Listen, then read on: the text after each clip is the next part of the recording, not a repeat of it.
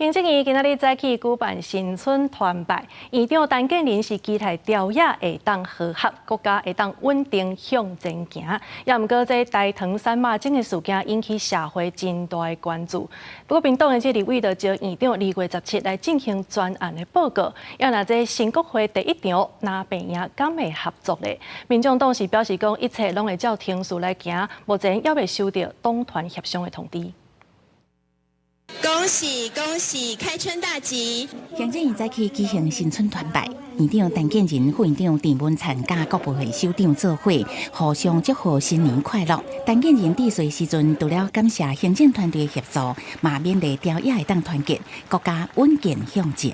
选完以后好像3个政党没有一个政党是全赢，也没有一个政党是全输了。不管朝野都一定要团结合一。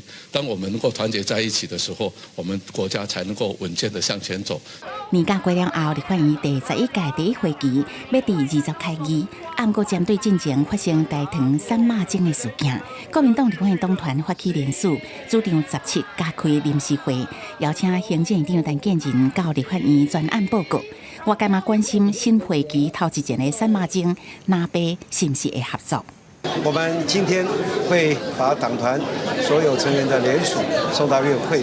17号，我们希望能够开临时会，但是我们也尊重韩院长明天所召开的朝野协商。台湾民众党党团，我们一开始的时候就主张，希望2月16号的时候就开议，我们就一切按照程序来，因为到目前为止。 本党团都还没有收到任何党团协商的通知。是不是加开临时会？立法院长韩国瑜16会召开朝野协商。党团首席副书记长林书明嘛表示，若做临时会开袂成，无排除要当陈建仁伫开议后的施政报告。记者综合报道。